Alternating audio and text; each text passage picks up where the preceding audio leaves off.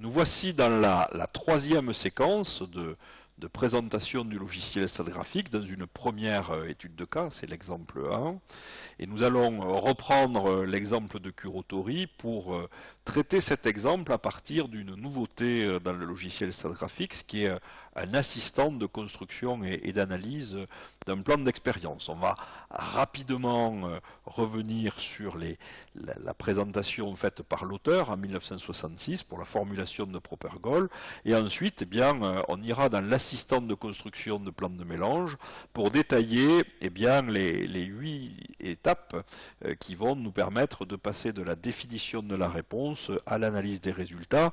L'accent sera mis dans cette présentation essentiellement sur la construction de la matrice d'expérience. Alors en 1966, redisons-le, Kurotori a proposé une publication dans laquelle il présente une application d'un plan de mélange de type Simplex Android Design consacré à l'optimisation de Proper Goal, combustible pour fusée, et ce combustible pour fusée a été la conséquence d'un mélange de 3 constituants: un liant présent à hauteur d'au moins 20%, un comburant à hauteur d'au moins 40% et un combustible à hauteur de 20%, l'objectif étant d'atteindre une cible de 3000 pour le module d'élasticité avec une teneur minimale en liant. La conséquence des contraintes que vous avez vues sur le diagramme d'Ishikawa provoque un domaine expérimental sous forme de simplex de petite taille, et ce simplex de petite taille va être maillé par les auteurs à partir de 10 mélanges, dont je rappelle dans quelques transparents la définition.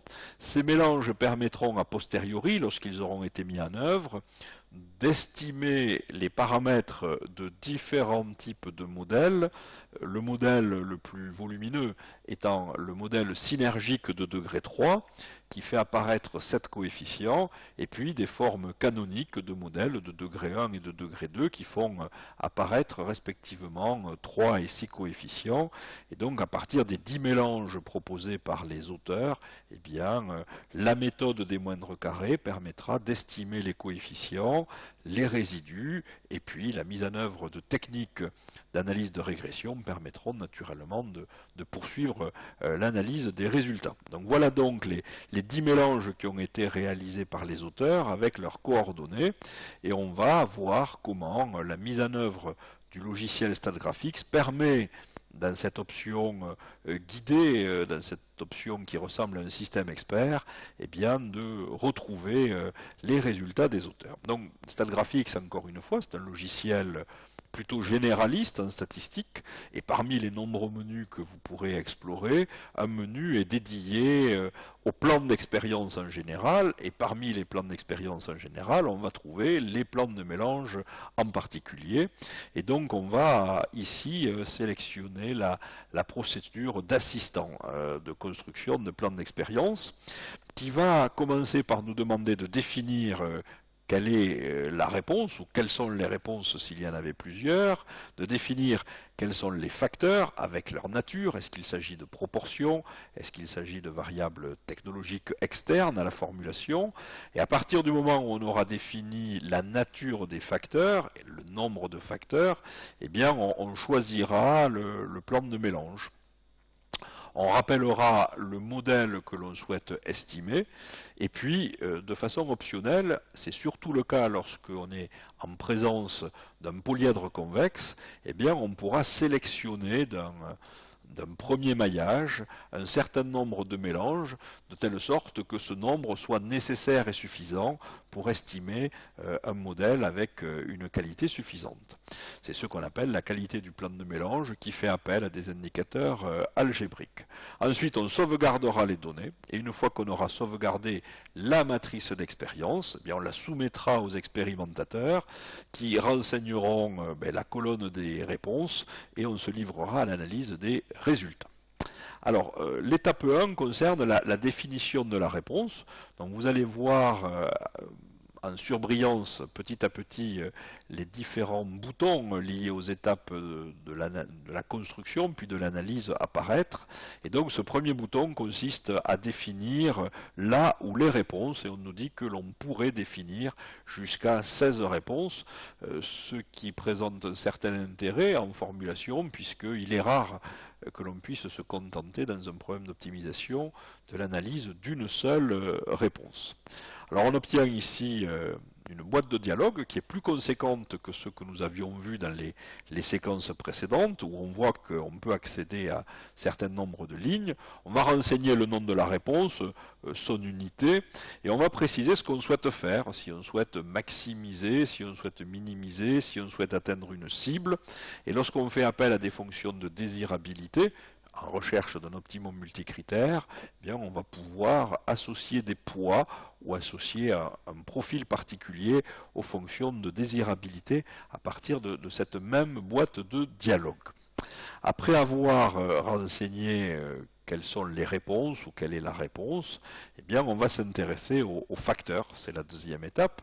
Vous voyez au fur et à mesure se compléter une feuille qui nous dit dans le StatAdvisor que pour le moment, la seule chose qui a été définie, c'est une seule variable de réponse. Alors concernant les facteurs, eh bien on va pouvoir associer des facteurs de procédé à des facteurs de formulation, c'est-à-dire on va pouvoir aller au-delà de la simple stratégie component proportion, stratégie qui est utilisée ici dans cet exemple et qui permet de modéliser la variation d'une réponse uniquement à partir des variations des proportions des constituants, mais on pourrait par exemple associer une vitesse de malaxage, on pourrait associer une température de cuisson comme variable externe à la formulation. Donc dans la partie dédiée aux facteurs, il faut naturellement donner le nom de ces facteurs, les unités le cas échéant. J'ai renseigné le nombre de proportions qui entrent en compte dans les mélanges, à savoir 3. Au bas de la feuille se trouve la valeur de la contrainte relationnelle implicite. La somme des fractions massiques est unitaire. Et dans la partie droite de la feuille, il faut renseigner à la fois les contraintes inférieures et supérieures associées aux variations des proportions des constituants. L'ajustement ici n'est pas automatique si vous rentrez uniquement les valeurs inférieures. Et donc le liant va pouvoir varier dans une plage qui va de 20% à 40%. Le comburant va pouvoir varier dans une plage qui va de 40 à 60%. Et le combustible va pouvoir varier dans une plage qui va de 20 à 40%. Une fois que l'on a défini les facteurs et les réponses, eh bien on va se livrer à la sélection du plan, et ici nous ne pouvons avoir accès qu'à un plan de mélange strict puisqu'il n'y a pas de variable externe. Donc StatGraphics nous rappelle qu'il n'y a pas de variable, il n'y a pas de facteurs de procédé qui ont été sélectionnés. Nous avons affaire à 3 constituants parmi les mélanges, et en activant le bouton des options, on va pouvoir choisir, et vous retrouvez une boîte de dialogue identique à celle que nous avions présentée dans la séquence 1, eh bien on va pouvoir choisir entre une méthode de type Simplex Lattice Design proposée par Henri Scheffé en 1958, ou une méthode de type Simplex Android Design proposée par le même Henri Scheffé en 1963. Donc c'est ce que nous allons choisir puisque ça a été la proposition faite par les auteurs, et cette proposition va être augmentée par des mélanges axiaux. Les mélanges axiaux venant se rajouter aux 3 sommets, aux 3 milieux d'arête et au centre du domaine. C'est ce qui justifie bien la présence de 10 mélanges. Dans la partie droite de cette boîte de dialogue, on rappelle qu'il n'y a pas eu de répétition de ce plan d'expérience, c'est-à-dire qu'il a été fait une seule fois, et qu'il n'y a pas d'ordre aléatoire dans la réalisation des essais. L'ordre aléatoire permettrait de diluer d'éventuelles dérives si, lors de la mise en œuvre des essais, eh bien, des variables un peu parasites pourraient venir perturber les mesures. Alors, une fois que vous avez validé ces choix, eh bien, apparaît ici dans un mini tableur, eh bien, la liste des 10 mélanges que nous avons présentés précédemment et qui correspondent stricto sensu à ceux qu'a proposé Kurotori en 1966. Alors, une fois que vous avez la liste des mélanges, eh bien, il va falloir spécifier le modèle que l'on veut estimer à partir de ces mélanges, et donc on va retrouver ici, puisqu'il n'y a que des variables de type proportion des constituants, on va ici retrouver un certain nombre de possibilités, parmi lesquelles on va sélectionner eh bien le modèle qui est appelé spécial cubique, mais qu'il convient mieux d'appeler sous la forme de modèle synergique pour éviter la confusion avec la forme canonique de degré 3 réduit en présence de 3 constituants. Vous pourriez exclure certains termes, par exemple exclure un terme rectangle comme bêta 1,3, x1, x3, mais comme finalement on ne connaît rien à la variation de la réponse dans ce domaine, on se dit qu'on peut avoir besoin de tous ces termes et qu'il convient donc de les estimer tous. Il y a 7 termes à estimer, le maillage propose 10 mélanges, on va voir ce que cela donne. Alors, si vous étiez en présence d'un polyèdre convexe, c'est-à-dire d'une figure qui présente plus de sommets que de constituants, il pourrait être opportun de ne pas retenir tous les mélanges proposés par une méthode empirique et donc faire appel à des critères algébriques pour extraire de ce premier vivier expérimental un sous-ensemble de mélanges candidats à l'expérimentation. Et donc c'est ce qu'on appelle la sélection des essais au travers d'algorithmes d'échange. Alors cette étape est optionnelle, en particulier lorsqu'on est en présence d'un simplex, mais sera fort utile lorsque votre domaine ressemble à un polyèdre convexe ou lorsque vous associez des variables de procédé à des variables de mélange. Donc vous pourriez ici, pour extraire du vivier de mélange candidat, que l'on rappelle dans la partie supérieure de la boîte de dialogue, choisir une méthode d'extraction et choisir un critère à optimiser. Vous voyez apparaître le critère de I efficacité, le critère de D efficacité, A efficacité, G efficacité.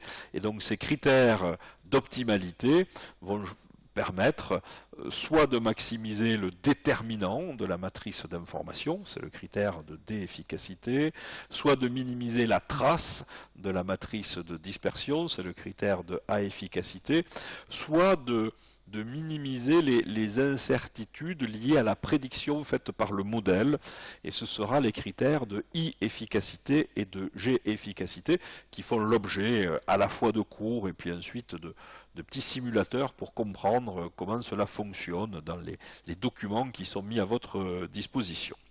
Et donc ici on ne va pas appliquer d'algorithme d'échange puisqu'on veut conserver les 10 mélanges qui ont été faits, qui ont été mis en œuvre par les auteurs. Et à partir du moment où vous avez retenu une campagne expérimentale, on va pouvoir chiffrer l'efficacité de cette campagne expérimentale, en particulier sous la forme de valeurs numériques que l'on verra apparaître dans la partie gauche des cases à cocher de cette boîte de dialogue, ou à partir de graphiques que l'on peut voir apparaître dans la partie droite et que l'on va maintenant présenter. Voilà, partie gauche, partie droite. Partie gauche entourée en rouge, c'est plutôt des valeurs textuelles, tabulées, et la partie bleue, ça va être différents graphiques qui vont pouvoir nous aider à voir quels peuvent être les défauts du plan d'expérience par rapport à l'exploration uniforme d'un domaine expérimental. Alors, regardons déjà où sont situés les mélanges dans le domaine expérimental, et vous retrouvez ici directement, dans le contexte du menu des plans d'expérience, le domaine expérimental en pseudo-constituant avec les 10 mélanges. Vous voyez apparaître les sommets, les 3 milieux d'arête, le centre du domaine et les 3 points axiaux situés à mi-distance entre les sommets et le centre du domaine. Vous pouvez également regarder l'évolution de la fonction de variance le long des traces de ce domaine. Alors la fonction de variance, c'est ce que vous voyez ici rappelé sur un transparent qui est extrait du cours dans la partie analyse mathématique et ensuite dans la partie analyse statistique. Lorsque vous allez utiliser l'équation du modèle pour prévoir la réponse en un point donné, et bien naturellement, un modèle étant un propagateur d'incertitude, il va y avoir une variance, donc un doute, associé à la prévision du modèle faite en ce nouveau mélange que l'on note x0. C'est ce qui est à gauche du signe égal, c'est variance de y chapeau de x0. La variance, donc l'incertitude, associée à une prédiction faite à partir du modèle, Y chapeau, pour un nouveau mélange X0 dans le domaine. Eh bien, ce doute est la conséquence d'un produit de deux termes. D'une part, l'écart type ou la variance résiduelle, ou la variance expérimentale lorsqu'on dispose de répétitions. Eh bien, en fait, vous avez ici une composante qui peut être aléatoire pure lorsque vous faites des répétitions, ou une composante qui est la conséquence du manque d'ajustement du modèle. La variance résiduelle, SR carré, sera d'autant plus grande que votre modèle sera mal ajusté aux points expérimentaux. Mais indépendamment de ça, le terme qui est entouré par un cadre rouge bien, représente ce qu'on appelle la fonction de variance standardisée. Et donc ce terme-là ne dépend que finalement du choix que vous avez fait pour les mélanges, du type de modèle que vous vous apprêtez à estimer pour décrire la variation de la réponse. Tout ceci apparaît dans la matrice de dispersion transposée de x, x-1, que vous voyez au centre de cette formule. Et de part et d'autre de cette matrice de dispersion, vous voyez la fonction du modèle, f de x0. Et donc f de x0, c'est la fonction du modèle pour le nouveau mélange, où vous voulez savoir ce qui se passe. Donc l'incertitude dépend d'une part des incertitudes expérimentales, mais d'autre part du choix que vous avez fait pour les mélanges, du modèle que vous espérez estimer et de l'endroit où vous vous situez dans le domaine expérimental pour faire une prédiction. Et bien tout ceci va être représenté, possible de le représenter à partir de la case à cocher suivante qui va nous renvoyer un graphique. Et donc, sur ce graphique, vous voyez la valeur de la fonction de variance en fonction des zones du domaine. L'objectif étant d'avoir une fonction de variance la plus uniforme possible ou la moins accentuée possible dans certaines zones du domaine expérimental. Et donc, sur cette fonction de variance, qui est ici traduite par des courbes isoréponses, on va pouvoir définir des axes, c'est surtout comme ça qu'on la représente, et on va dessiner le profil de cette fonction de variance le long de ces axes. Donc ici, comme on se place au centre du domaine comme un mélange de référence et que le maillage est distribué symétriquement par rapport à ce centre, on ne s'étonnera pas que les trois traces de la fonction de variance soient superposées. Et donc c'est ce qu'on voit ici avec le profil de variance. Et donc le point bleu qui est dans le plan de la figure représente le centre du domaine, toujours pareil en pseudo-constituant, donc on le trouve sur une abscisse égale à 1/3, 33%, et donc on voit quelque part comment les incertitudes de prédiction peuvent varier quand on s'éloigne de part et d'autre de ce centre. C'est un outil très intéressant lorsqu'on fait des plans optimaux, en particulier dans des domaines qui sont fortement anisotropes. Alors, on peut modifier bien évidemment le point par rapport auquel on va représenter ces profils de fonctions de variance à partir d'un menu contextuel, en s'assurant encore une fois que la somme des proportions que l'on va saisir soit unitaire. On peut apprécier la qualité du maillage au travers de ce qu'on appelle les coefficients de variance. Alors en effet, lorsque vous allez estimer les coefficients, eh bien, il y a une incertitude. Et cette incertitude va être proportionnelle au coefficient de variance que vous voyez apparaître ici. Alors c'est ce qu'on appelle classiquement l'erreur type. Mais l'erreur type, il faut avoir la variance résiduelle pour la calculer. Et vous pouvez vous apercevoir que finalement, plus le degré d'un monôme augmente, malgré la qualité d'un maillage, eh bien plus l'incertitude augmente. C'est ce que j'ai rappelé ici, en vous rappelant qu'il s'agit d'écarts types et pas de variances qui sont dans ce tableau, contrairement à d'autres logiciels où on donne plutôt les valeurs de variance. Donc attention, ne cherchez pas à inclure dans un modèle des termes de degré trop élevés, en particulier si vous avez des domaines fortement anisotropes, parce que finalement, l'incertitude qui va être associée à l'estimation de ces coefficients, eh bien, va devenir rapidement très grande. Vous pouvez également, et ça personnellement j'y tiens beaucoup, regarder la valeur des leviers. Alors les leviers, ce sont les termes diagonaux de la matrice H dont on a présenté l'utilisation à la fois dans des contextes de cours et dans des contextes d'études de cas. Et en fait, les leviers vont servir d'amplificateurs aux écarts de description pour en faire des écarts de prédiction lorsqu'on veut chiffrer la qualité prédictive du modèle. Et donc, la valeur de ces leviers est à corréler avec le profil de la fonction de variance que nous avons vu précédemment. L'objectif, c'est que les points pèsent à peu près le même poids quel qu'il soit. Donc c'est ce qu'on voit ici. Eh bien, vous voyez que les sommets jouent un rôle important avec les milieux d'arête par rapport aux points axiaux que vous avez définis. Et donc la petite formule mathématique qui est à l'écran permet de transformer les écarts de description, qu'on appelle des résidus, E indice I, en écarts de prédiction qui sont notés E entre parenthèses I à partir d'une formule mathématique qui est très simple et qui est rappelée ici à l'écran. Et on rappelle également que la somme des leviers est égale au nombre de coefficients que l'on cherche à estimer, donc ici 7. C'est pour ça que vous voyez apparaître dans le cadre rouge le levier moyen. Quand vous divisez 7 par le nombre de mélanges que vous vous apprêtez à réaliser, à savoir 10, vous obtenez un levier moyen qui est égal à 0,7. Alors une fois que vous avez analysé la qualité du plan de mélange que vous apprêtez à réaliser, eh bien vous allez sauvegarder la matrice d'expérience et vous allez ensuite vous livrer à l'expérimentation. La sauvegarde des données va permettre de transporter la liste des essais du mini-tableur dans le tableur StatGraphics et il vous restera, ici ça a été fait, à venir recopier la valeur de la réponse ou des réponses dans les colonnes dédiées à la sortie quelque part du diagramme d'Ishikawa. Une fois que vous avez sauvegardé ces données, eh bien, vous allez pouvoir vous livrer à l'analyse des résultats. Alors comme je l'ai annoncé à l'introduction, je vais être très bref puisque finalement dans cette étude de cas on va retrouver les mêmes boîtes de dialogue que dans la séquence 2 qui a été longuement détaillée par rapport aux possibilités du logiciel StatGraphics. Je vais simplement rappeler que vous pouvez directement et très facilement choisir une transformation pour l'analyse de la réponse. Vous voyez que vous pouvez faire des transformations logarithmiques, des transformations en racine carrée, des transformations en 1 sur y. Vous pouvez même faire l'étude de Box-Cox pour choisir la meilleure des transformations possibles.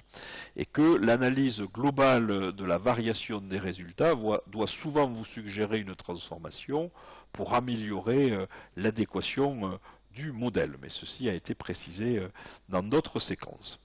Donc une fois que vous avez vous apprêtez à analyser les résultats, vous allez pouvoir retrouver la même boîte de dialogue que précédemment, avec d'une part la possibilité d'obtenir le tableau d'analyse de régression, d'obtenir le tableau d'analyse des coefficients dans la partie gauche de cette boîte de dialogue, et dans la partie droite, vous allez pouvoir reconstruire les surfaces de réponse, les courbes d'isoréponse, la trace de la surface de réponse, et puis vous livrer à des graphiques de diagnostic, en particulier sur la distribution des résidus. Voilà, je vous remercie de votre attention pour cette troisième séquence et je vous invite à reprendre cet exercice à l'aide du logiciel StatGraphics pour pouvoir, en cliquant sur les différents menus, bien comprendre la logique de mise en œuvre de ce logiciel et puis en apprécier naturellement son potentiel lorsqu'on est confronté à des problèmes de formulation. Donc, merci encore pour votre attention et puis à bientôt pour de nouvelles présentations.